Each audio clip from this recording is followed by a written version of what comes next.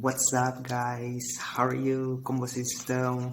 Tô aqui com mais um vídeo para vocês, né? Nessa semana, uma aulinha, uma dica diferente, algo novo, tá?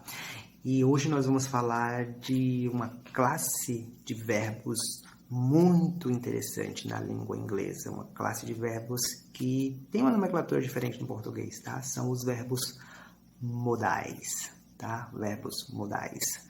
Vamos lá.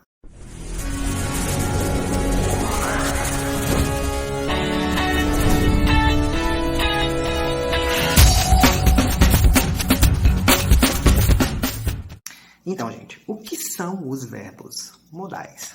Os verbos modais, primeiramente, eles são usados como auxiliares de um verbo principal em uma frase, tá? Então, assim, eles não funcionam sozinhos, tá? É o verbo modal com o verbo principal e esse verbo modal auxilia o verbo principal, ele dá uma ajuda, tá? Os verbos modais, eles têm algumas características próprias, né? São características exclusivas dos verbos modais, ou seja, eles não possuem gerúndio com ing, ing, não existe verbo modal com ing no gerúndio, não existe verbo modal no infinitivo com do, tá? Aquela partícula tipo to be, to work, to do, não, os verbos modais não podem ser assim, tá? E tem alguns autores que ainda dizem assim, os verbos modais não têm futuro, não têm passado. Às vezes tem, claro, gente, tem. Os verbos modais, eles têm futuro, têm passado, mas são estruturas diferentes das outras formas verbais que a gente conhece, tá? E os verbos modais, eles não podem ser usados com outros verbos modais, tá? Ó, dá briga, dá choque, tá? Então, tem que ser um verbo modal com um verbo principal, que não pode ser outro verbo modal, tá? Vamos começar com dois, tá? São poucos verbos modais que existem na verdade. Vamos começar com dois que são os que mais deixam a nossa cabeça um pouquinho confusa, porque eles têm o mesmo significado, são usados em situações parecidas, mas eles têm uma funcionalidade um pouquinho diferente. Vamos começar com can e com may.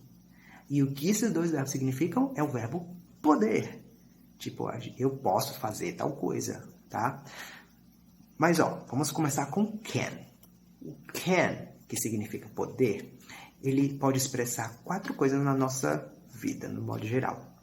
Uma capacidade, uma habilidade, uma possibilidade, uma permissão e um pedido, ok? Então vamos lá. Capacidade é tudo aquilo que a gente tem, que a gente aprende, que a gente desenvolve, ok? Uma habilidade que a gente tem, a gente vai desenvolvendo.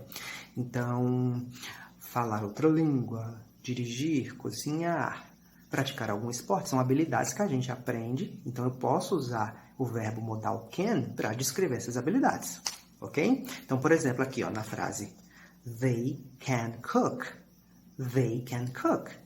Eles sabem cozinhar. Olha a diferença. Quando eu uso um verbo modal can, no sentido de habilidade, na nossa língua, no português, a gente usa muito no sentido de saber, porque a gente aprendeu aquilo. Eu não digo aqui no português, eu posso cozinhar, eu posso dirigir um caminhão, eu posso falar inglês. Não.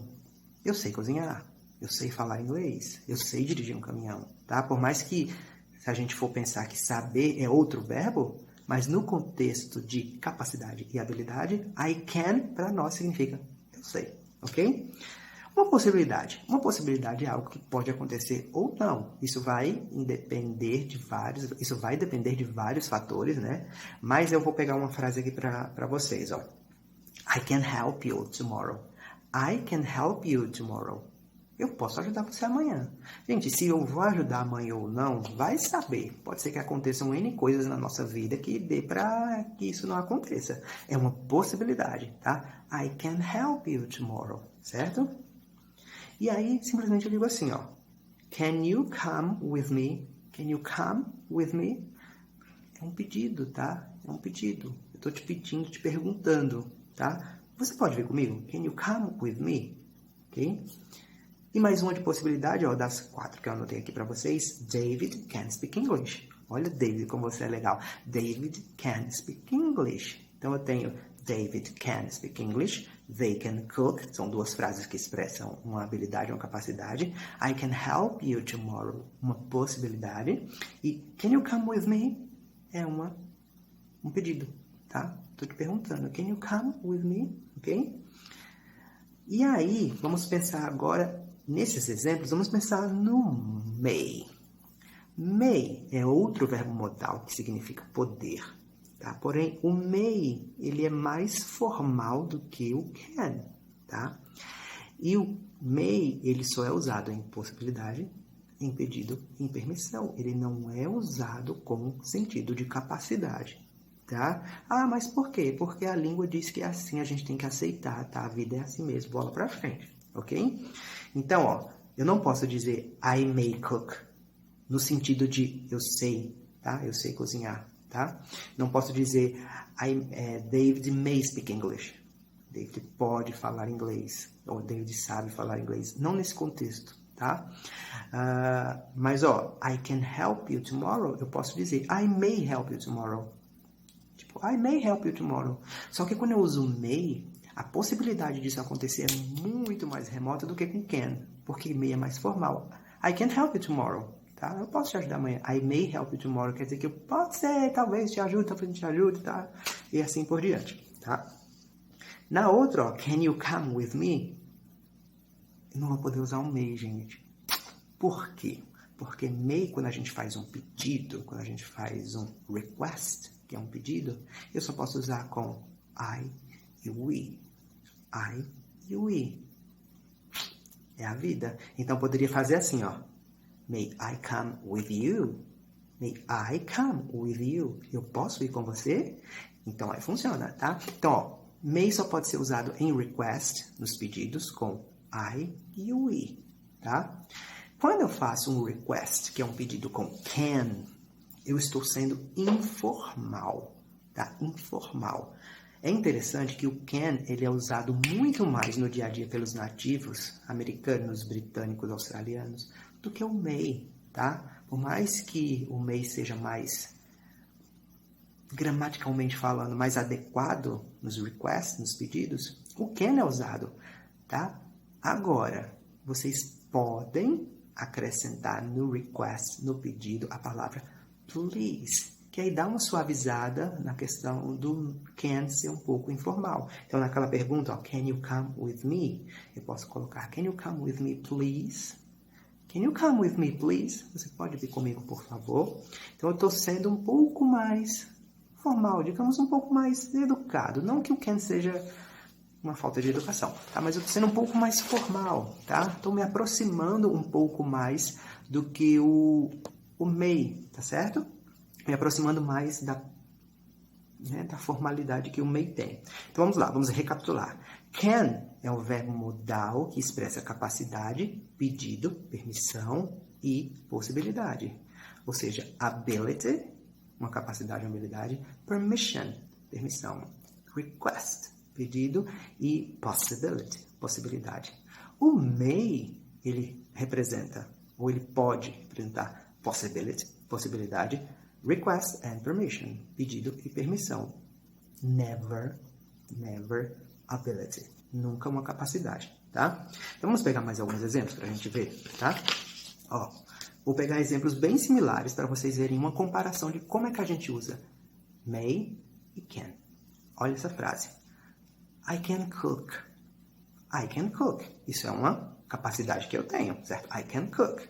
Mas se eu disser assim, ó, I can cook now. I'm free. I can't cook now. I'm free. Isso já não expressa mais uma capacidade, gente. Eu estou dizendo que eu posso cozinhar agora, porque eu já estou livre, tá? I can cook now. I'm free. Isso é uma possibilidade, certo? Ou então se alguém disser para mim, you can cook now. You're free. Já se torna uma permissão, porque alguém que está falando isso para mim, ó. You can cook now. You're free. Tipo, Peter, you can cook now. You're free. Ok? Permissão. Tipo, eu estou te dando essa permissão, tá? Ou ainda assim, ó. I may cook now. I'm free. É uma possibilidade. I may cook now. Eu sei que eu posso usar uma possibilidade com can e com may. Eu sei que o may é mais formal do que o can. E eu sei que a possibilidade de algo acontecer com may é muito mais remota do que a do can, tá? Posso usar essas duas frases na negativa? Posso. Ó, I can't cook now. I'm not free. I may not cook now. I'm not free. Ok? Vamos pegar outro exemplo, ó. Victor can swim. Victor can swim. Outra capacidade, tá? Porque ele sabe nadar. Victor sabe nadar. Mas se eu disser assim, ó, Victor can swim. He's a good swimmer. He's a good swimmer. Então, se eu disser, ó, que Victor pode nadar, porque ele é um bom nadador, isso é o quê, gente? É uma permissão, tá? É uma permissão que eu estou dizendo, ó. Victor can swim. He's a good swimmer. Ok? Isso pode até, dependendo do contexto, se eu mudar um pouquinho, até se tornar uma possibilidade. Victor can swim. He's a good swimmer. Mas vai que ele não queira nadar, ok? Ou então, ó, Victor can swim next weekend. Isso sim é uma possibilidade. Victor can swim next weekend. Victor pode nadar na semana que vem. Mas se daqui para lá acontecer outra coisa e ele não nadar, gente, essa possibilidade não aconteceu, ok? Victor may swim next weekend. Victor pode nadar semana que vem. Talvez ele nade, talvez ele não nade. Tá? Então as possibilidades são isso. Pode acontecer ou não, ok? Can I cook now? Can I cook now? This is a request. Isso é um pedido. Posso cozinhar agora? Can I cook now? Tá? May I cook now? Outro request, outro pedido. A diferença é que may eu estou sendo mais formal. Então eu posso colocar assim, ó. Can I cook now, please? Posso cozinhar agora, por favor? Estou fazendo um pedido para alguém. E se alguém disser para mim, you can't cook now, é uma permissão que ela não me deu. You may not cook now é outra permissão que a pessoa não me deu. A permissão, ela é afirmativa ou negativa referente a uma pergunta, tá? Eu estou permitindo algo ou não para alguém, certo? Victor can't swim. He never learned. Victor can't swim. He never learned. Ele nunca aprendeu. Tipo, é uma capacidade que ele não tem, tá? Victor can't swim. He never learned. Essa capacidade ele não adquiriu. Victor can't swim. He's sick. Isso aí já é diferente. Ele está doente, tá? Então, é uma permissão que eu não vou dar. He's sick. Ok?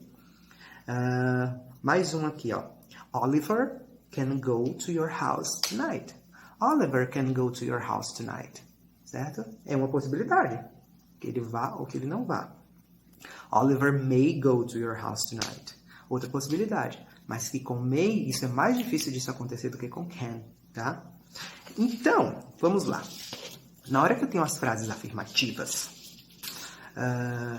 eu tenho o sujeito, o verbo auxiliar modal e os verbos complementos, né? E as frases, etc, etc. Quando eu quiser passar essas frases para a forma interrogativa, o que é que eu faço? Pego esse verbo modal e coloco no início da frase. Gente, ele funciona como verbo to be. Ele consegue fazer isso sozinho, tá? Ele não precisa de outro auxiliar, até porque o verbo modal já é um auxiliar. Então, eu pego esse verbo modal, coloco no início da frase e um ponto de interrogação no final. I can cook.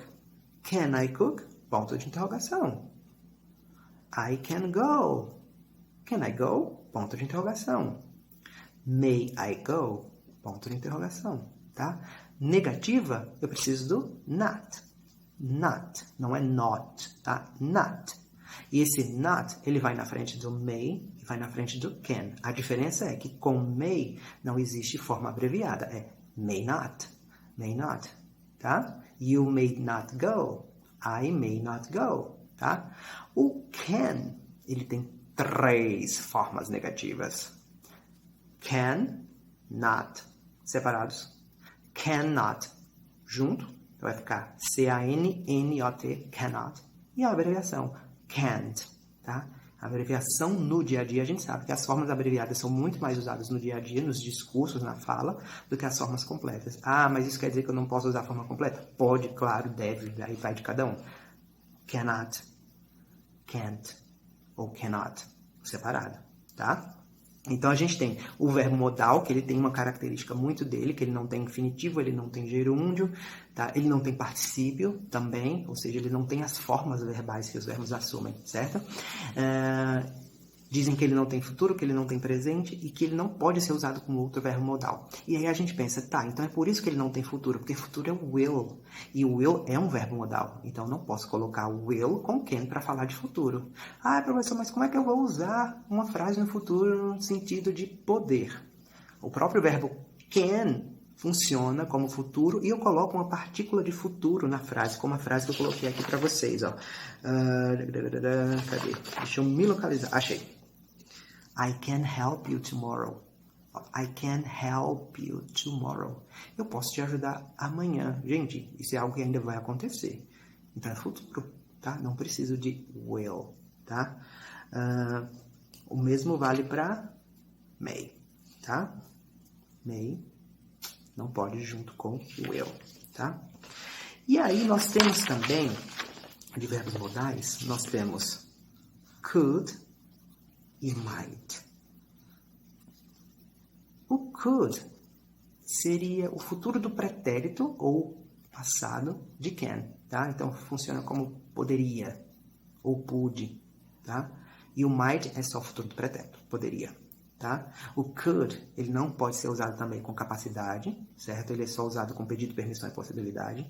E o might só com possibilidade. Então a gente tem essas pequenas diferenças entre eles quatro, tá? Então, ó, could we have some water?